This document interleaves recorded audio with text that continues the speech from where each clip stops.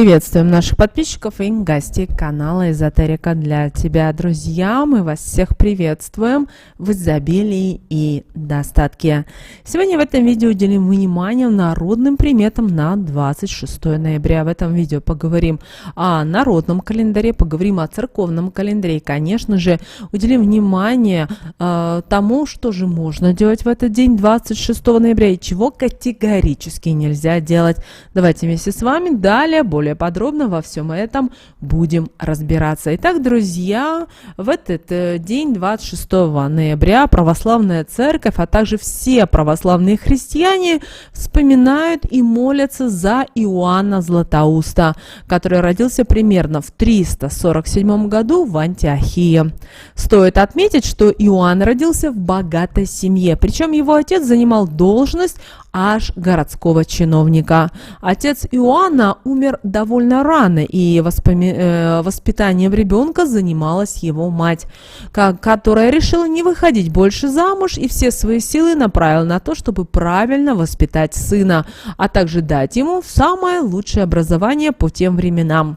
Необходимо отметить, что Иоанн с самого раннего возраста учился у лучших философов, богословов, а также изучал священное писание.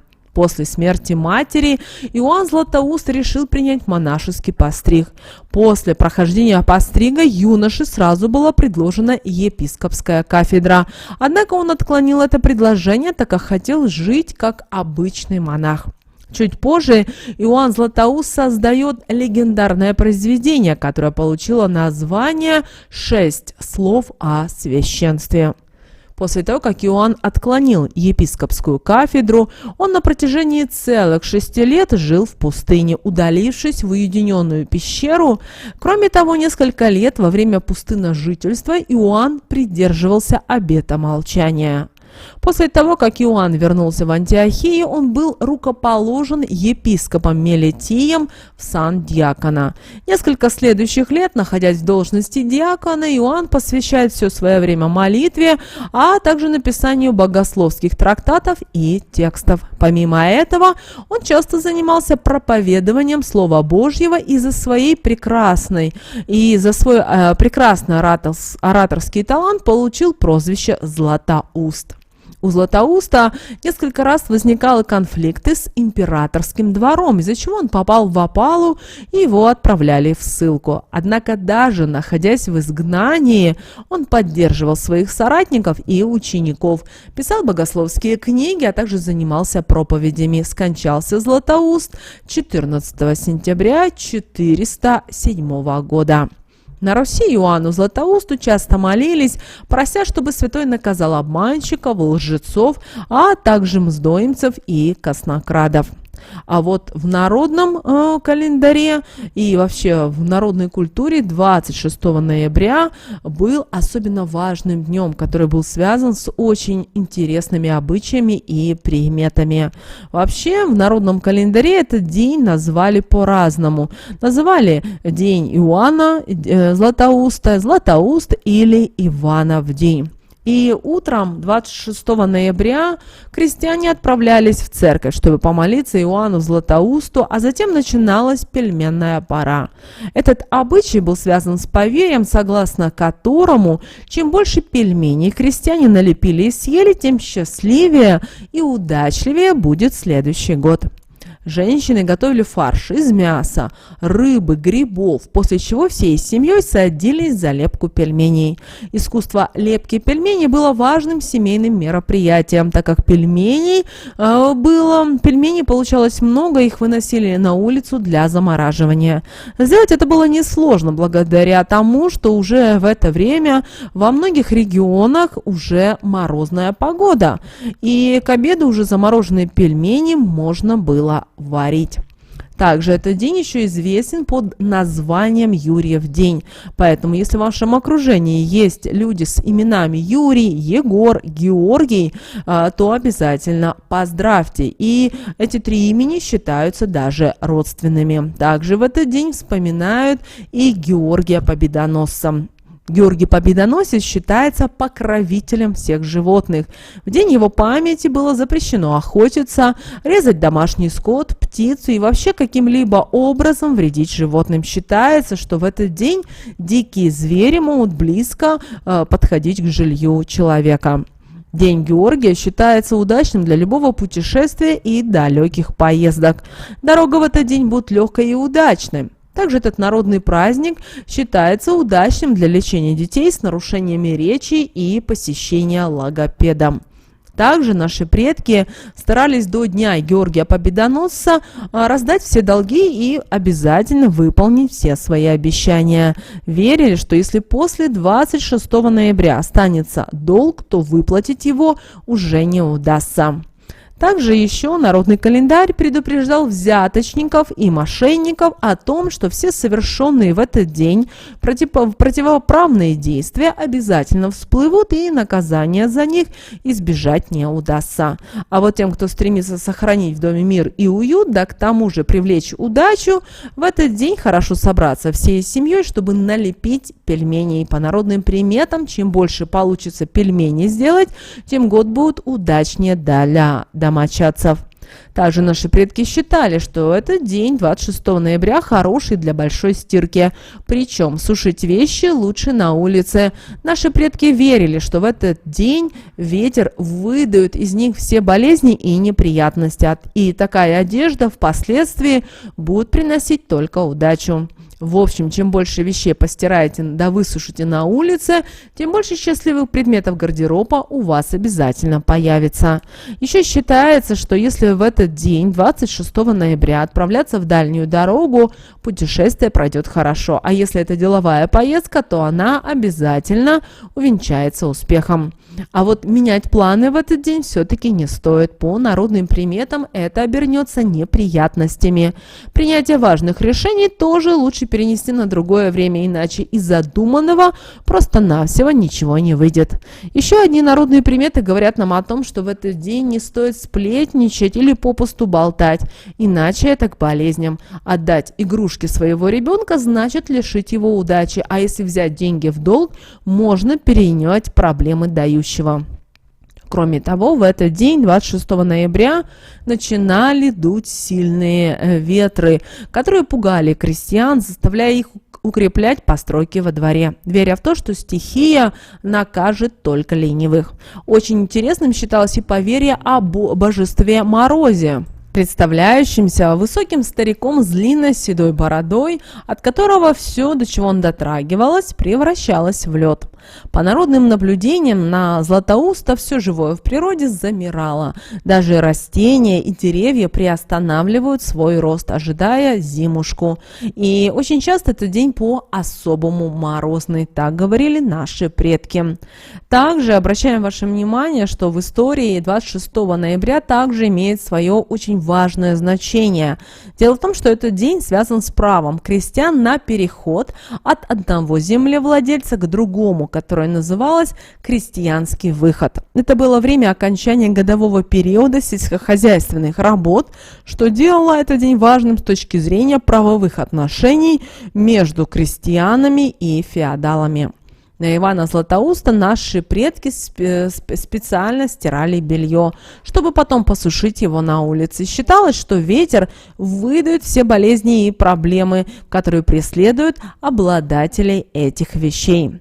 Что же касательно народных примет, касательно погоды, наши предки обращали в этот день на погоду особое внимание, так как если идет дождь 26 ноября, то это говорило о том, что в следующем году ждать нужно хороший урожай. Ну а если днем дует порывистый ветер, а вечером наступает затишье, то это говорит о том, что скоро потеплеет. Ну а если хорошо видно Млечный Путь, то ударит в ближайшее время сильный мороз. Если на небо хорошо видны звезды, то скоро похолодает. А если лес шумит, то погода только ухудшится. Если днем идет снег, то вечером, говорили, ударит мороз. Если деревья в инее, то это предвещает богатый урожай. Ну а если вороны каркают в Ивана в день, то скоро наступит оттепель. Вечером, после того, как были съедены первые пельмени, женщины собирались в бане и читали магические слова против обманщиков и взяточников. Поэтому мы рекомендуем вам 26 ноября провести ритуал на защиту от взяточников и врунов. Итак, в день Ивана Златоуста зажигали обязательно церковную свечу, брали амбарный замок и наматывали на него черные нитки, проговаривая обязательно следующие магические слова. Руки взяточные завязываю, язык брешущий на замок закрываю. Ключ бросаю, куда не знаю, никто его не найдет, никто злодея не отопрет, будет маяться и за грехов своих каяться. Далее этот замок нужно было незаметно подкинуть под дом того, кто действительно считается вруном и взяточником, чтобы он пролежал там ровно 40 дней. Если найдет и уберет, то ритуал не принесет желаемого эффекта. Люди, рожденные 26 ноября по знаку зодиака Стрелец, они уверены в себе и в своих силах, поэтому идут по жизни только победителями. В качестве талисмана им подходит шпинель. Этот камень имеет сильную положительную энергетику, поэтому приносит счастье своему владельцу. Обращаем ваше внимание, что если вам приснился тревожный сон, который предрекает болезнь, то приобретите себе нательный крестик из гранаты и носите его не снимая. Ну а людям, которые подвержены частым приступам гнева, следует носить на указательном пальце кольцо с бледно-розовым кораллом. Оно не только позволит умерить ваш пыл, но также поможет в определенных ситуациях вести себя более адекватно и не принимать поспешных решений. Что же касательно снов, то сновидения, которые привиделись в ночь с 25 на 26 ноября, традиционно демонстрируют нам события, которые в действительности мы можем и не проживать. Все будет предопределяться от нашего отношения. Если сны вам понравились, необходимо уделить внимание на мелочи увиденного, на окружение, атмосферу и даже погоду. И сделать тезис о том, что как эффективнее вам нужно начать воздействовать, чтобы сновидение действительно оказалось вещим. Ну а если сновидение было ужасающим, необходимо рассортировать его для себя по полочкам и поразмыслить, как предостеречь себя от увиденного. Но если привиделся натуральный ужас, держать его в памяти не стоит. Но чтобы не притянуть в свою жизнь происшествия из сновидений, нужно просто пересказать сон проточной водицей из-под водопроводного крана. Что же можно было делать в этот день, 26 ноября? Вы знаете, наши предки по традиции отправлялись на утреннюю службу в храм. После возвращения из церкви женщины садились делать пельмени.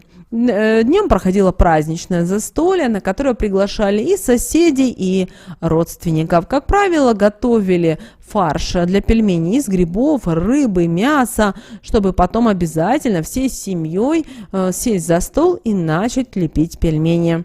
Некоторые считают, что чем больше пельменей будет слеплено и съедено в этот день, тем счастливее сложится следующий год. Кстати, кто поперхнется или подавится пельменями 26 ноября, того в самом ближайшем будущем ждет большая денежная прибыль. Также считалось, что в день Иоанна Златоуста можно отправляться в дальнюю дорогу. Путешествие будет удачным. А чего же нельзя было делать 26 ноября? Вы знаете, в день Ивана Златоуста нельзя делать и есть первые блюда. У того, кто их приготовит или съест в этот день, в жизни начнется неопределенность. Также в этот день нельзя постиранные вещи сушить дома. Их нужно хотя бы на некоторое время вывесить на улицу, чтобы их мог обдуть ветер. Обычно считается, что в этот день он очень сильный. Считается, что таким образом можно избавиться от болезней и неприятностей. Все, ветер выдует и унесет подальше. Также запрещается 26 ноября резко менять планы, иначе ничего не получится. Тот же, кто будет следовать намеченной схеме, добьется больших результатов. Поэтому так важно определиться с планом действий и четко его придерживаться.